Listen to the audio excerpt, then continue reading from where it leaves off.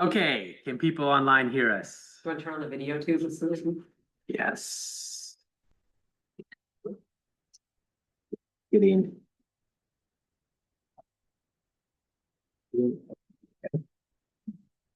Oh, because that's through the owl. Yes, we can hear. I can hear. Are you okay? And you can see, but I should do. 1 second, everybody.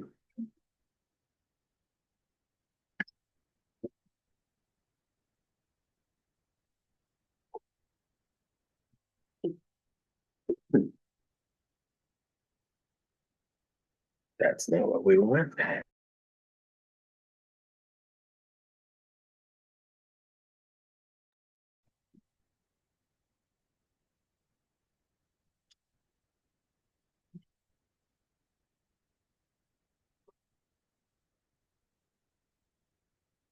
There you go. There we go.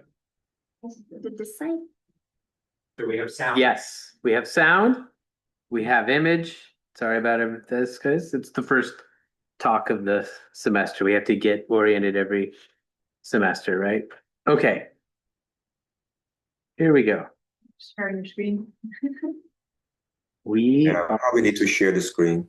We cannot see the presentation. Getting there, everybody. Okay, now we're good. All right. This is yours, right?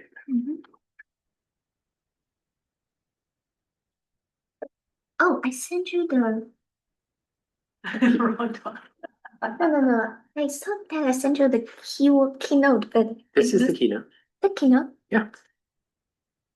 Doesn't look like nice slides. 1 second, everybody.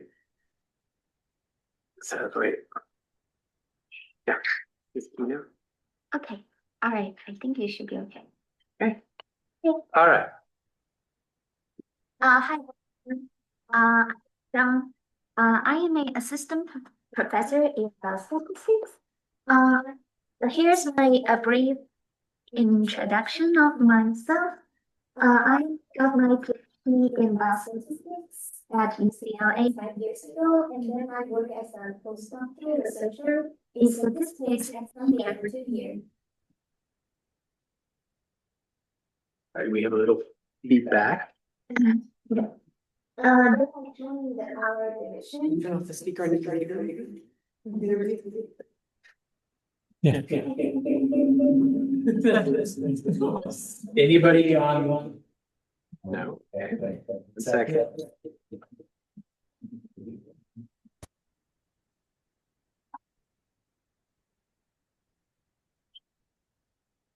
I think Steven needs to mute themselves, who's on Zoom.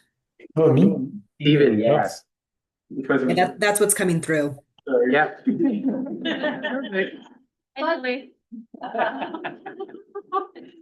You're making this job more complicated. Okay, now I think we're ready. Okay, I'll continue. Yeah.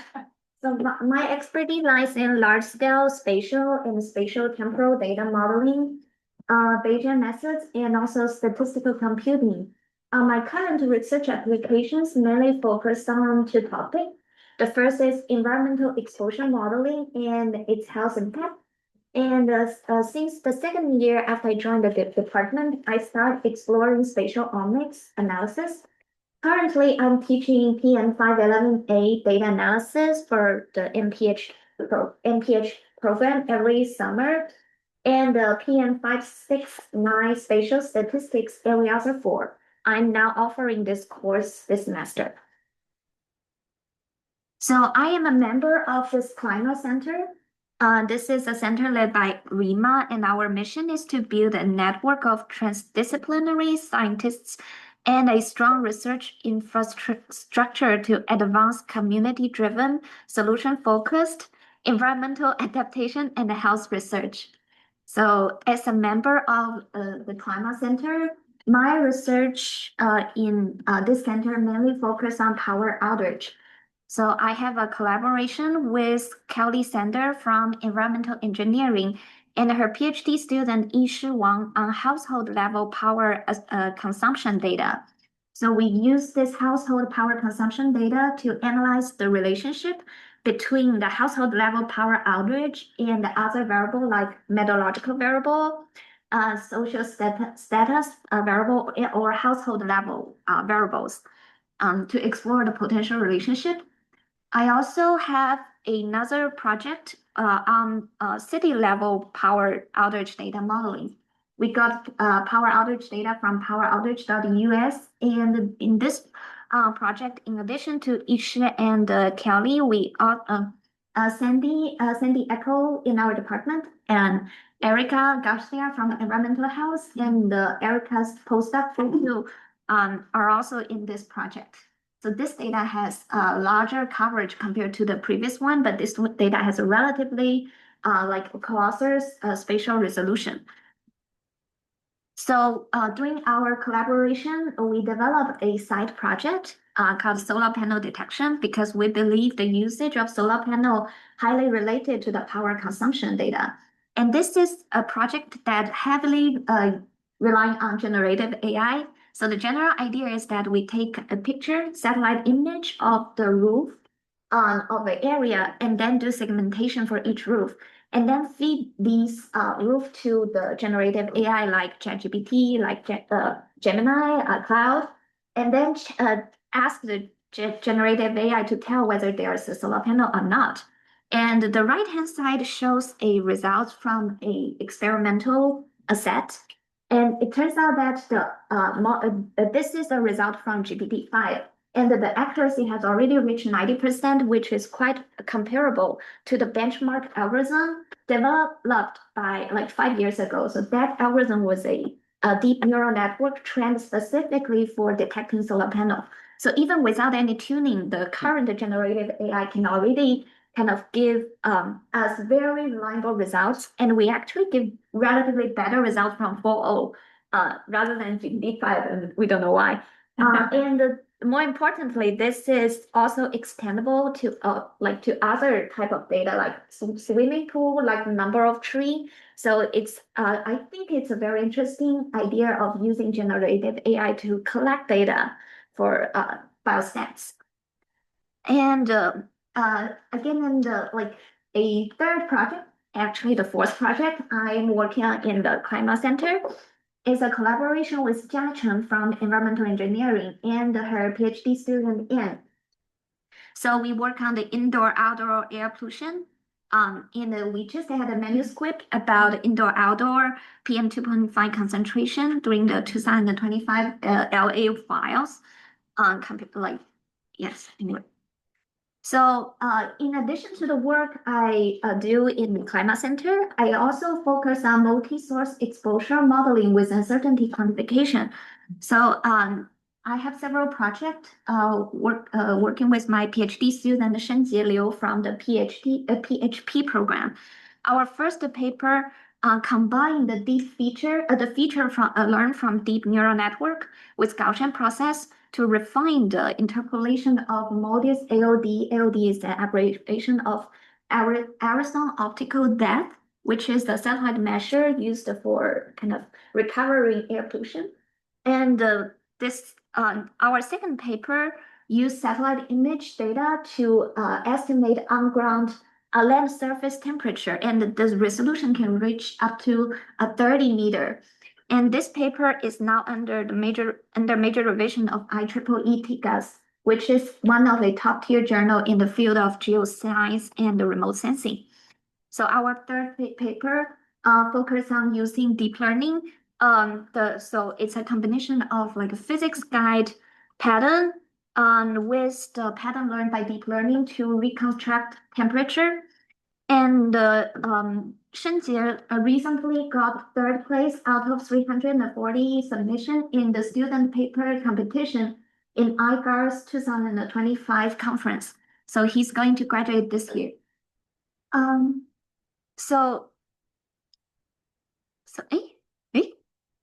can I? Okay. So as another project that I am very interested in but haven't got any funding is that also focus on like multi-source exposure modeling with uncertainty quantification. So So here, as you can see on the left-hand side, you can see a research blog from Microsoft introducing the first large-scale fundamental model of the atmosphere, which introduced a new AI fundamental model from Microsoft Research that can kind of transform our ability to predict and mitigate extreme weather event and the effect of climate change, etc. So this is actually the fundamental model for atmosphere or kind of environment and weather is one of a hot topic nowadays. So there's also a fundamental model developed by Google, NVIDIA, and also one developed by NASA. And there's also more example from other tech company. So the general idea is that these model use kind of vision transformer or diffusion model to learn all the satellite image and some of the on-ground image to do prediction of meteorological data, but they are using some of out of date data. There are some time lag. So my idea is to combine the prediction from these fundamental model with on-ground real-time monitoring data. And one of the preliminary analysis done by Jingyu, a master student in our division, who's going to graduate this semester, kind of improve the prediction from Prithvi fundamental model for weather and the climate, which is a model developed by NASA. Combine this with on-ground stationary temperature observation using INLA. And as you can see on the right-hand side, this scatter plot, with the combination dramatically improved the prediction accuracy, and it also improved the prediction accuracy for the near future. And so far I'm expanding, I have expanded this group, and I call the research group as AI Augmented Geostatistical Modeling Group. So during the summer, Ropei and Chen and Christy joined this group. We had a weekly meeting every Friday. And if there's no update, this group turns into a study group, learning some some online tutorial about deep learning, machine learning, and also generative AI. So I just got some feedback from Christy 2 days ago. So she's working on AI agent development. So this is some example. You give the zip code of where you live, the condition of the patient, and the question, can I take a 30-minute work outside today? And then these are some input I got from Christy, telling you I grabbed the real-time air quality data, and the cloud also generate health report, and also give the recommendation and also some additional precaution as a asthma patient, what you should be take care of when you do exercise tonight. So this is, I think it's a promising idea. So my plan is to replace the real-time part by my own algorithm, which can give more accurate estimation along with uncertainty quantification. So I think I'm already out of time, but I'm also working on some collaborative work on health impact of environmental exposure. And I also, one of my recent work about spatial factor model is has application on spatial transcriptomics, and I will give a talk about it 2 weeks later. And this is also for spatial omics data, I have collaboration with Kelly Street from our division, Jesse from environmental health, and Jonathan from nephrology. I think I pronounced it correctly. Yeah. So I think that's it for the sake of time. Yeah, thank you. While we're switching over, any questions? Actually, we'll just share your screen. Yeah, It's easy. Yep. Sorry.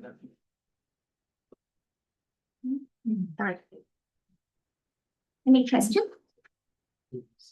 I know. Okay, next up, Stephen Gazal. Yeah. Okay. And perfect. Everybody can see we're on. All right. Thank you. Okay. Hi everyone, so I'm Stephen Gazal. I'm an assistant professor at the Center of Genetic Epidemiology with an affiliation to the Biostatistics department. And so my lab focuses on trying to dissect the genetic architecture of human disease. And so to do that, we develop methods that we'll introduce, and we have a large scale of application. So Just to give a quick overview, like the main goal of geneticists is to understand the relationship between genetic variation on our genome and human phenotypes, right? It helps us to understand how the genome works, also how human evolved compared to the species, but more primarily trying to identify variants impacting genes that increase our risk of disease so that it can give us some way to develop new drugs. So the most successful way to look at the relationship between genetic variation and human disease is what is called genome-wide association studies. So basically my lab is a lab looking at genome-wide association studies. And so on the left plot here, what you have is like a result of the GWAS. So basically it compares the allele frequency of every common variant of the genome in cases and controls. So here it's for schizophrenia cases and controls. And basically on the x-axis, you can see the position on the genome, and on the y-axis, the strength of the association. And so what we have observed recently is that for human complex traits and disease, such as schizophrenia or autoimmune disease, there are hundreds of independent variants associated with the traits. And when we combine that across all the traits, we now we just reached the bar of the 1 million genotype association reported in the GWAS catalog. And so basically my lab focus on two different type of questions. The first line is what is the function of the associated variant, right? How do we translate this information into some biological findings? And the second one is how selection shapes the genetic architectures. Okay, so regarding the first direction, the way I like to present this is that we have all these associations, so it's a little bit messy, and there are like three types of questions we try to answer. The first one is trying to identify which variant is truly causal, then trying to understand the path to the causal gene, and then trying to understand in which cell type these mechanisms happens. And so my lab has developed like multiple tools to answer these different questions independently and collectively. So one of my PhD students, Helen Zhang, has developed a method that we should submit next week, right? Developing machine learning methods to score every position of the genome, giving like a probability for the position to be deleterious and impact disease risk. And using that, she was able to show that if you take a GWAS hit, right, and so if we give all the scores to all these variants, we are able to prioritize variants that are more likely to be causal with a higher probability. Then we also investigated computational methods to link every SNP to its target gene. And so we developed these methods called CS2G, that is able to combine with optimal weights all existing methods to give a score for each variant to target every different genes. And so this map is sure to have like a high recall, a high precision, so it helps us to identify target genes in GWAS hits, such as this hit in type 2 diabetes, where two independent causal variants were linked to the same target gene, which was the 6th closest gene, right? So showing that biological mechanism can be very complex because GWAS hits do not necessarily regulate the closest gene.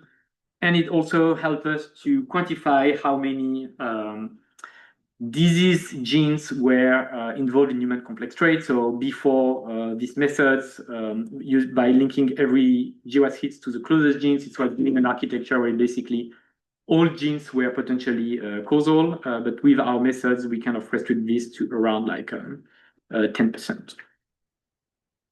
Okay, then we developed also a method called CTFM, such as cell type fine mapping to identify causal cell type for disease, right? So here we have like a list of disease on the left and a list of cell type on the x-axis.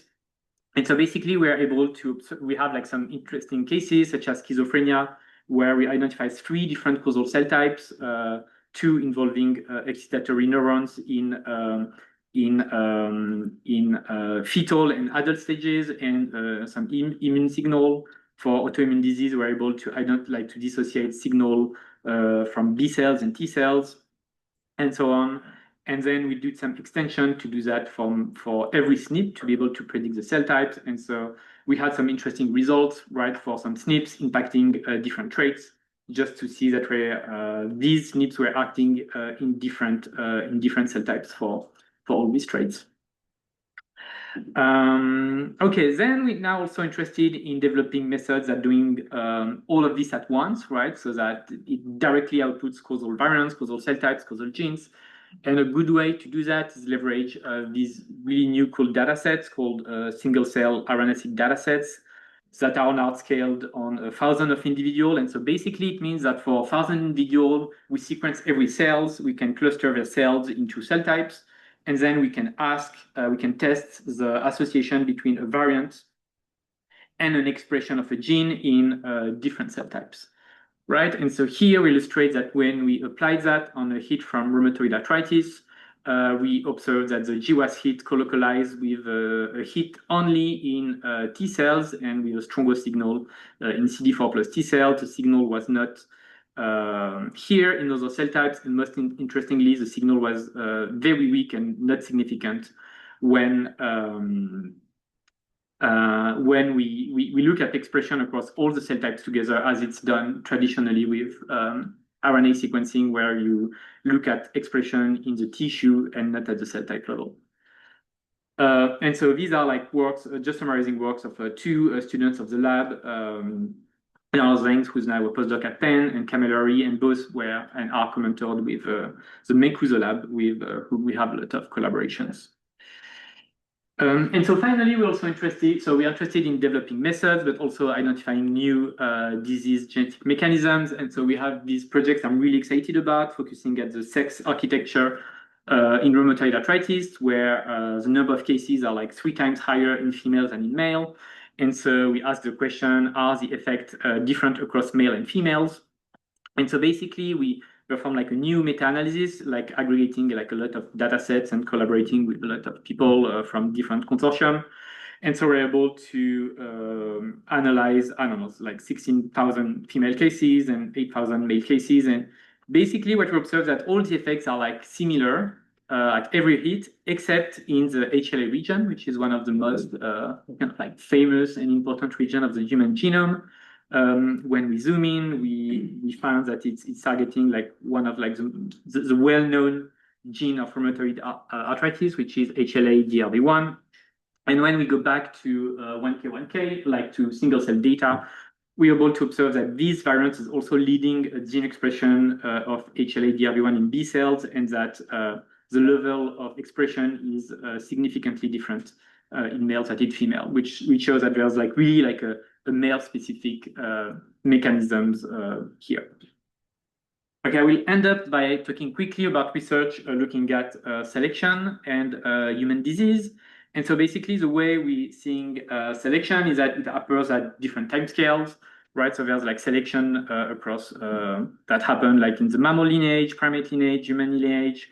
There are selections that happen across different ancestries, right? European and East Asian had like several paths of migration, and I don't know, like different state type pressure happen on them. We now also able to understand recent selection in European using ancient DNA data, and we are able to track allele frequency evolution through time.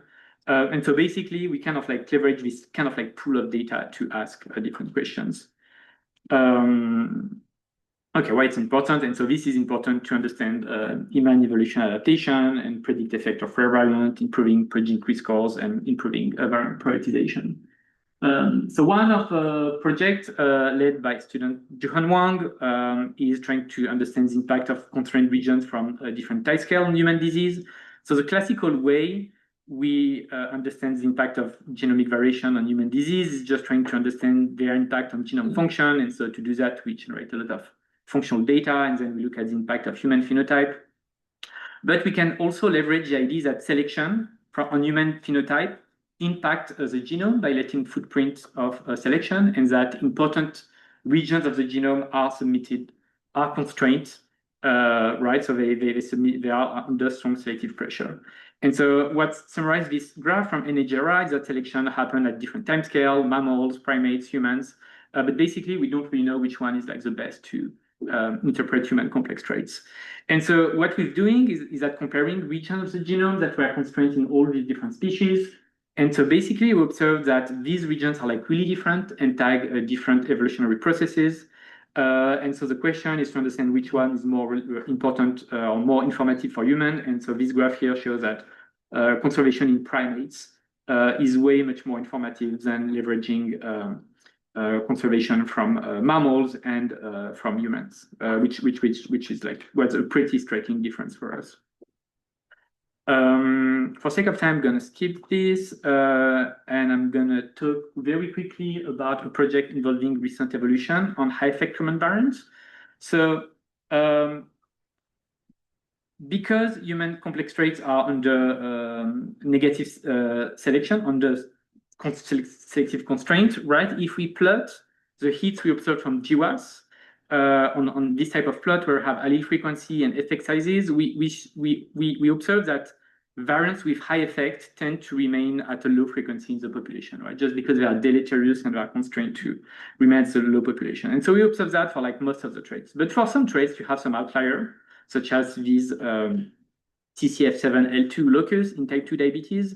And so these type of locus are like very interesting because they have like a high effect. And so the question is, how did they become common if they are deleterious? And what we observe is also that the allele frequency can vary a lot across populations. So we see this variance is nearly absent in East Asian, and so it has like consequence for disease prevention and drug discovery.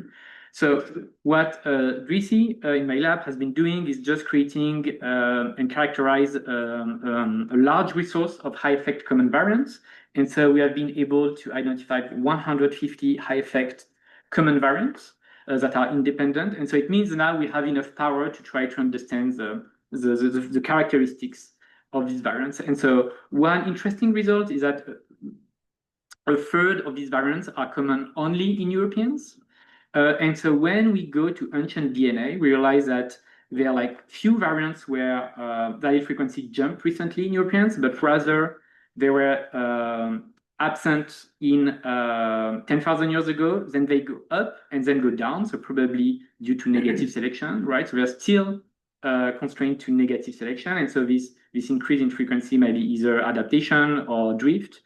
And another possibility is it was also present 10,000 years ago. It was already present 10,000 years ago, but in most of the cases, we also are able to observe a drop in allele frequency, right? So it just suggests that even these variants reach a high frequency in European population, we still are able to see footprints of negative selection of these variants. Okay, so I'll just have this slide to acknowledge my lab members and my collaborators and all the institutes funding me and consortium with whom we collaborate with. Great, thank you. Any questions for Stephen while we switched over? Yeah. Yes, Yeah. Next up is Kelsey. Hold on a second. Something good there.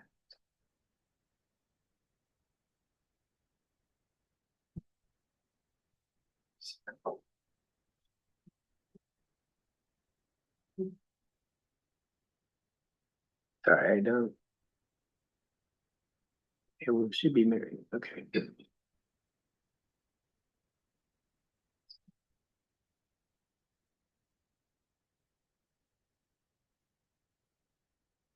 So those online, what can you see? Can you see this full screen or notes?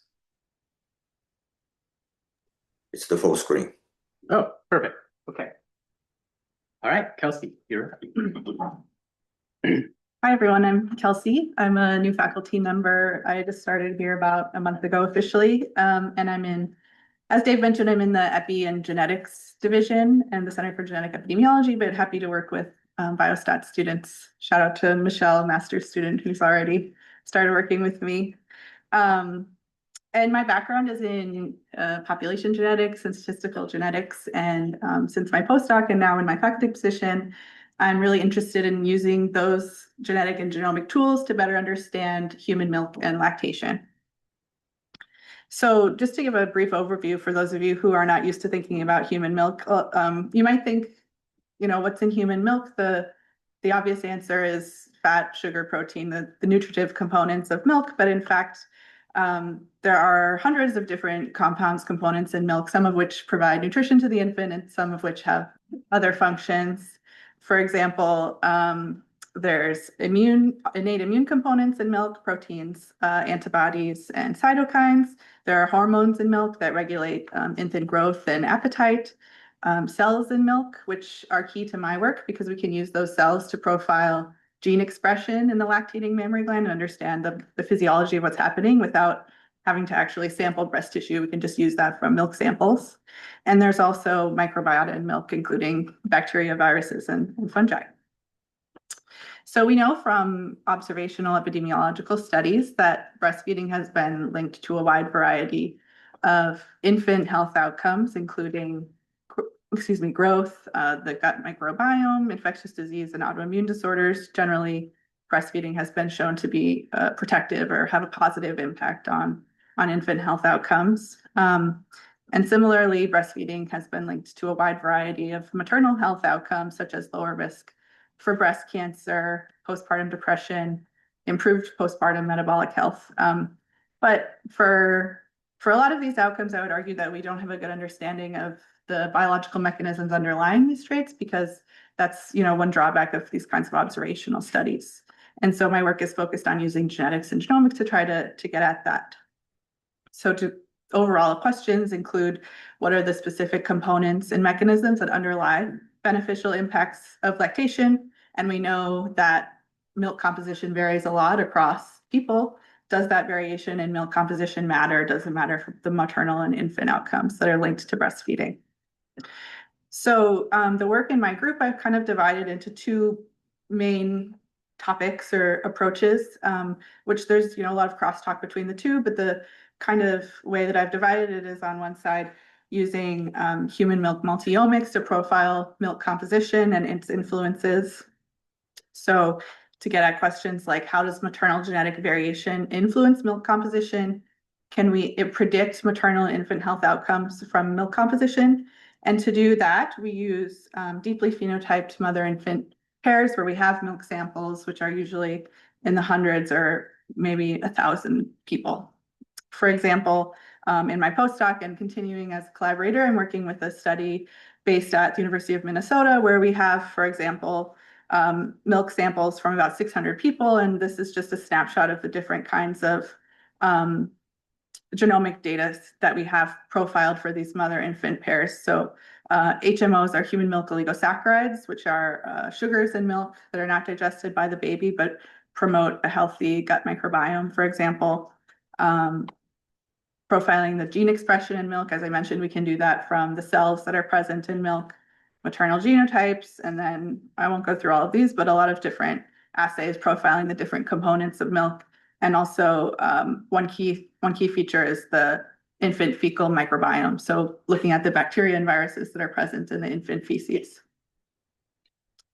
So one approach that I've taken with this kind of data to answer these questions is to use EQTL, or expressive quantitative trait locus mapping, which is basically looking for genetic variation where a particular allele in the population is associated with differences in gene expression, in this case, in the cells in the milk. And if we can use that to identify how particular genes influence milk composition. So one example is that we used the cohort to identify genetic variants associated with gene expression, shown here, and then identified a particular gene that had not been previously known, where genetic variants that influence the expression of that gene are also influencing the concentration of a particular oligosaccharide in the milk. This is those sugars I mentioned that are not digested by the infant, but they promote the growth of healthy bacteria in the infant gut. This is just showing where this gene acts on the biochemical pathway of synthesizing this particular HMO. Another application or approach we can take with this kind of data is looking how genetic variants that influence gene expression also are linked to other traits. So for example, I found that, so on the bottom here, I'm showing the EQTL association results. So the x-axis is genomic position, the y-axis is association for each dot being a genetic variant, where the genetic variants that are associated with expression of this gene in the lactating mammary gland are also associated with breast cancer risk, which again, increased lactation has been linked to lower risk for breast cancer. And this EQTL, or this genetic effect on gene expression, is only seen in the lactating mammary gland. It's not seen in non-lactating breasts, suggesting that perhaps this gene is playing a role in the link between lactation and breast cancer risk. Another area that I'm starting to work on that I think is a really fascinating area is that the mammary gland is a unique organ in that it undergoes this really dramatic developmental shift only in adulthood, in the specific condition of pregnancy, which, you know, most organs develop throughout your life or primarily fetal or early childhood. And so this figure from a recent review just kind of highlights how this is the ducts in the mammary gland before you go through puberty before you go through pregnancy. You see that there's this dramatic increase in branching and the number of ducts that occurs during pregnancy. And then in the first few days after parturition or after birth, the milk actually begins to be produced. And so this is a really unique opportunity, I think, to understand human development using the mammary gland as an example, because we can non-invasively sample the milk and then look at how changes in gene expression occur in this like very specific time window in adulthood. So just as an example of that, this is showing for individuals in our study, the x-axis is allelic imbalance, which is basically a measure of the genetic effect on gene expression. And then the y-axis is the total gene expression, and then they're colored by the day postpartum. And so you can see that there's this interaction effect where the genetic effect on gene expression goes down as we go through the days postpartum. And there's also a corresponding decrease in the expression of this gene during this very dramatic developmental window. So shifting to the other side of genetic epidemiology of lactation, questions that I'm interested in this area include how does genetically predicted milk composition influence infant outcomes? Does lactation interact with genetic risk to influence maternal health? And to address these questions, we'll use large-scale population cohorts where we have genetic data, but you know, in these kinds of really big biobank scale cohorts where you have genetic and health outcome information, you're not going to have milk samples. So that's why we're using genetically predicted genetic associations with milk composition to try to address these questions. So for example, this is a figure I've adapted from a paper by Nicole Warrington from a few years ago, where they were interested in looking at maternal genetic effects on offspring health using the uterine that are mediated by the uterine environment. So I've modified it to include milk composition. So you can kind of try to address the question we're asking is, do maternal genetic effects on milk composition then influence, for example, risk for childhood asthma, which you have to account for outside factors such as maternal socioeconomic status and other health risk factors. And then you also, of course, have to account for the fact that maternal genetics is 50% shared with offspring genetics. And then you can use approaches like structural equation modeling or Mendelian randomization to try to get at these questions using the large-scale genetic data. And with breastfeeding, there's some additional caveats or modeling questions to take into account that you don't have to think about when you're looking at the uterine environment, because one, not everyone breastfeeds. And so you could think of that as maybe a negative control group. So if we see something that seems to be related to milk composition and influencing childhood asthma, and we don't see that in the non-breastfeeding group, that gives us some more confidence that it might really be mediated through milk composition or as a gene by environment effect where the environment is breastfeeding or not.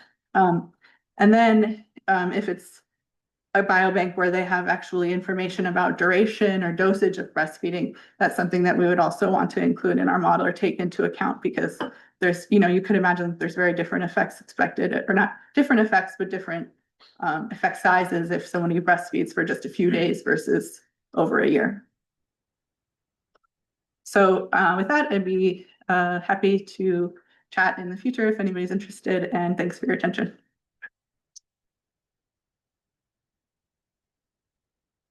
Okay, any questions? We have a quiet group. I actually do have a question. Sure. It's a fascinating talk, and being a father of 14-month-old, very relevant.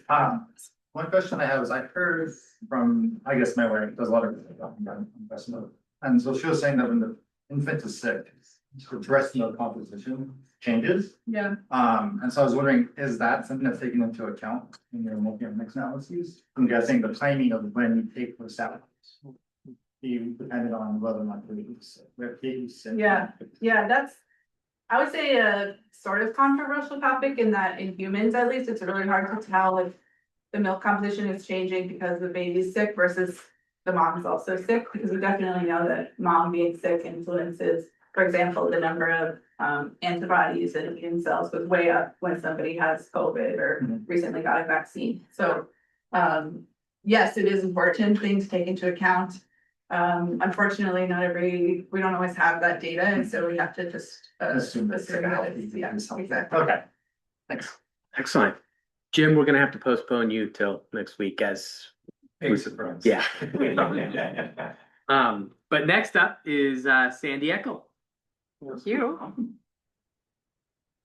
So here's just a little summary for those of you who don't know me already. I really enjoy teaching, so I do teach 511C. I think some of you are in my class or my TA this semester. And then in the springtime, I'm teaching a newer class that I'll advertise actually in the next slide, but I do that as well, and I direct our PhD program.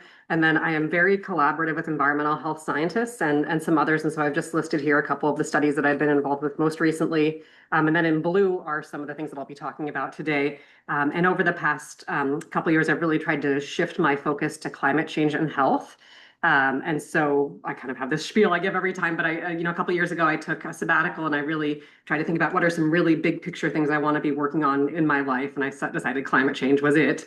So I was shifting from more air pollution, statistical methods for how we study air pollution health effects to thinking about climate change more generally. And I think it's really an incredible opportunity. This is a huge challenge that we're all facing. It's a really big public health opportunity. So how can we as biostatisticians contribute to this? And so I have three things that I'll talk about today.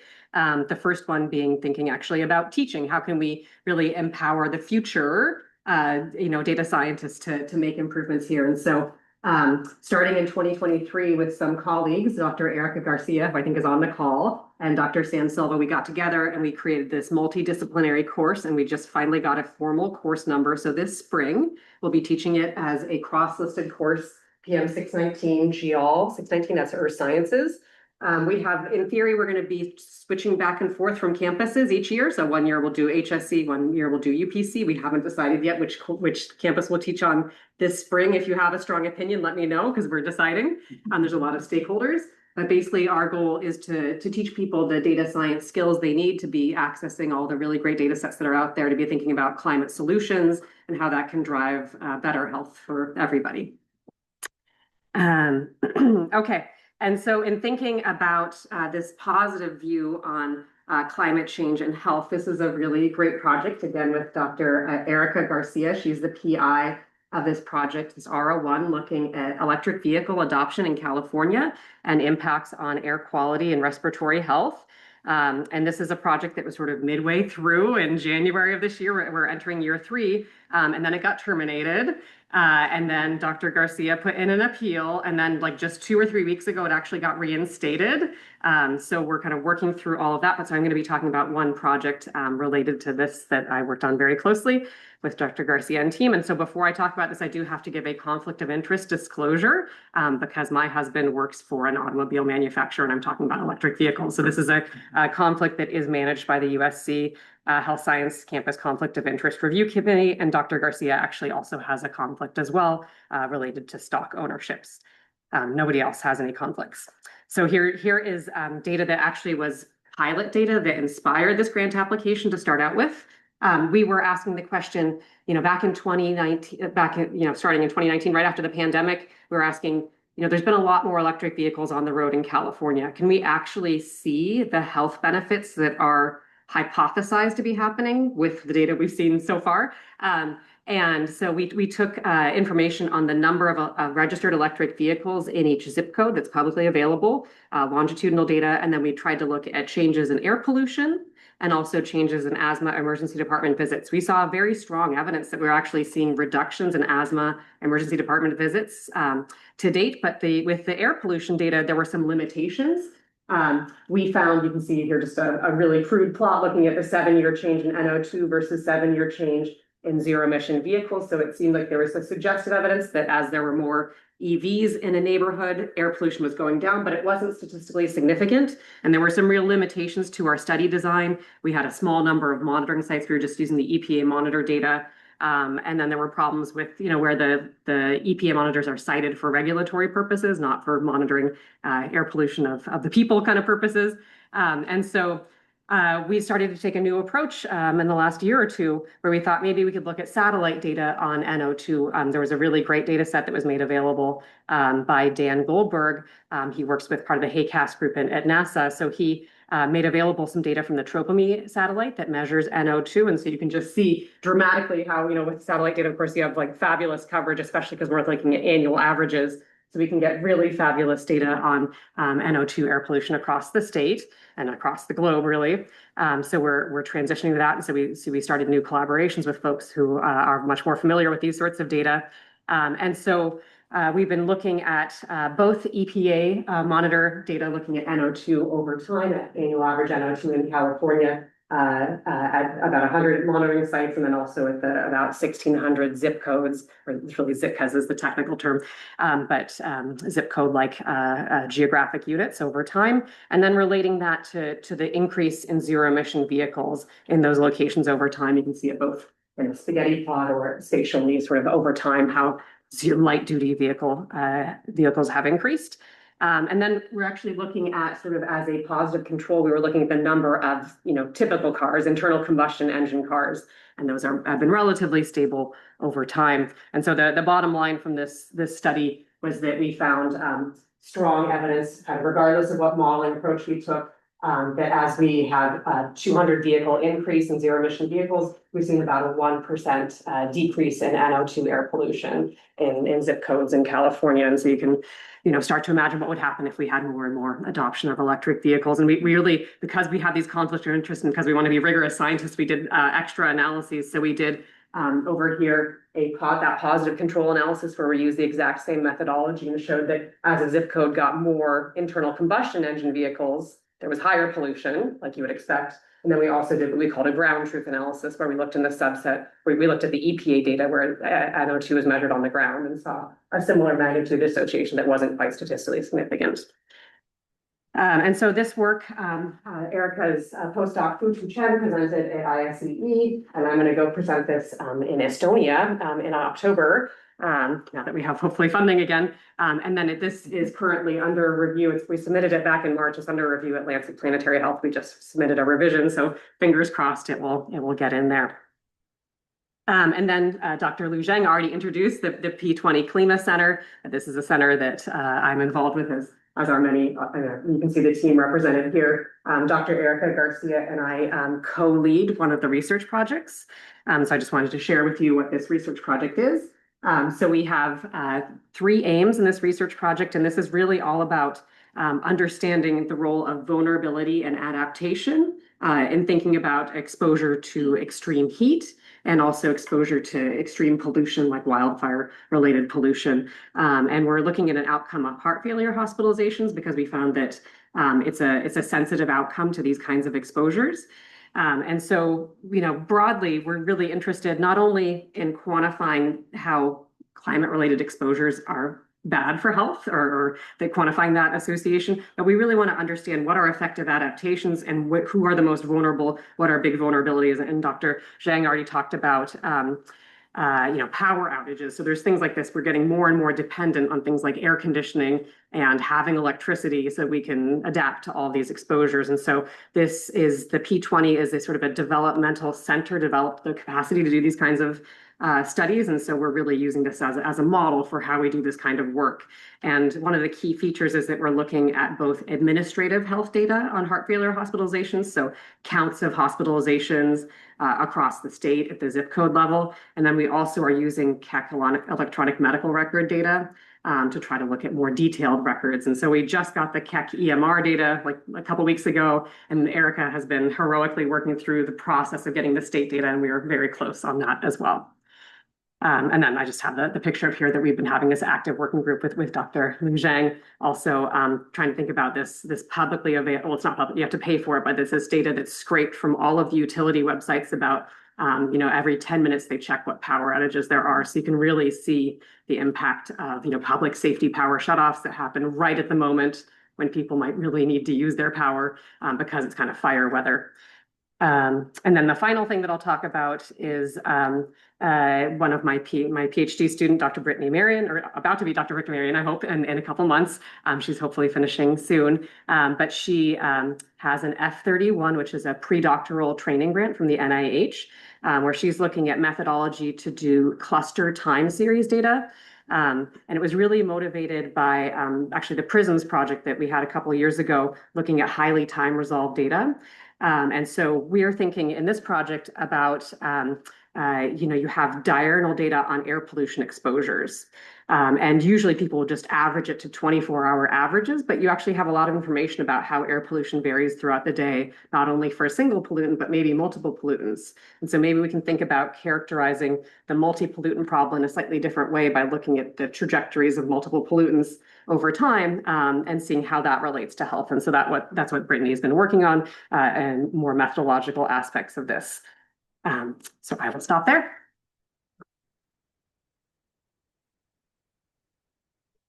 Okay. We have ended a little early. As you can see, we have like amazing research going on in the division. Next week, we'll have session 2 of the speed talks. 4 or 5 other people talking. So we'll see how that goes. All right. Thank you all for joining.